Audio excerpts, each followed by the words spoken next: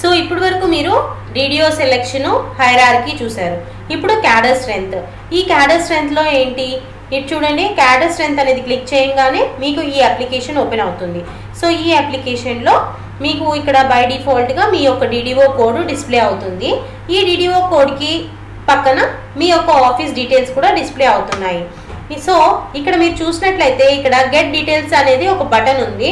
ఈ బటన్ని మీరు క్లిక్ చేసినట్లయితే మీ ఇక్కడ జాబ్ డీటెయిల్స్ సెక్షన్ ఒకటి, అవైలబుల్ స్ట్రెంగ్త్ సెక్షన్ ఒకటి డిస్ప్లే అవుతుంది. జాబ్ డీటెయిల్స్ సెక్షన్ ఏంటి అంటే మీ యొక్క టోటల్ శాంక్షన్ స్ట్రెంగ్త్, అంటే మీ ఆఫీస్కి ఎంత ఎంప్లాయీ స్ట్రెంగ్త్ శాంక్షన్ అయిందో ఆ యొక్క number, next working employee strength number, next vacant positions number display అవుతుంది. అవైలబుల్ స్ట్రెంగ్త్లో మీ యొక్క ఆఫీస్లో ఉన్న డెసిగ్నేషన్స్ డిస్ప్లే అవుతాయి. ఓకే, మీ యొక్క ఆఫీస్లో ఉన్న డెసిగ్నేషన్స్ డిస్ప్లే అయిన తర్వాత ఇక్కడ శాంక్షన్ స్ట్రెంగ్త్ అంటే మీ యొక్క ఆఫీస్లో ఈ for example cook two positions మీ ఆఫీస్లో ఉన్నాయి, ఒక పొజిషన్ ఫిల్ అయింది, ఇంకో పొజిషన్ వేకెంట్ ఉంది అన్నట్టు. సో ఇప్పుడు ఫర్ ఎగ్జాంపుల్ ఈ వాచ్మెన్ అనేవి మీకు ఇక్కడ 11 ఉన్నాయి, మీకు 11 అనేది మీకు శాంక్షన్ అయ్యింది. సో కాదు, నాకు 11 శాంక్షన్ కాలేదు, నాకు 12 శాంక్షన్ అయ్యింది అని మీరు 12 నెంబర్ ఇచ్చేసి ఎంటర్ అని క్లిక్ చేస్తే మీకు ఇక్కడ ఒకరు వర్కింగ్గా కనిపిస్తున్నారు, ఇంకొకరేమో వేకెంట్, ఇంకా 11 మంది వేకెంట్ పొజిషన్స్ ఉన్నాయి.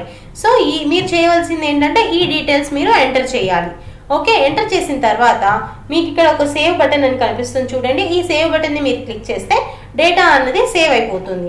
నెక్స్ట్ మాకు లేదు, ఈ డెసిగ్నేషన్సే కాక ఇంకొక డెసిగ్నేషన్ కూడా మా ఆఫీస్లో అప్లికబుల్ ఉంది అని మీరు అనుకుంటే ఇక్కడ యాడ్ న్యూ జాబ్ బటన్ అనేది ఒకటి ఉంది.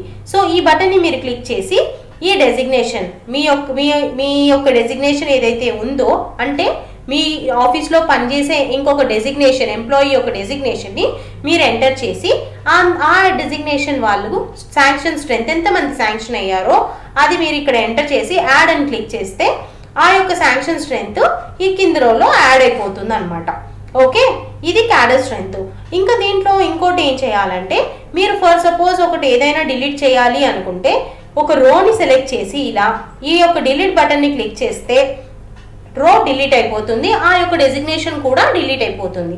సో ఇది మీరు ఇక్కడ క్యాడర్ స్ట్రెంగ్త్లో చేయవలసిన పని. అంతా ఈ రిక్వైర్డ్ డీటెయిల్స్ అన్ని ఎంటర్ చేసిన తర్వాత ఫైనల్ సబ్మిట్ అనే బటన్ క్లిక్ చేస్తే మీ యొక్క డేటా సబ్మిట్ అవుతుంది. సో ఇది క్యాడర్ స్ట్రెంగ్త్. Thank you.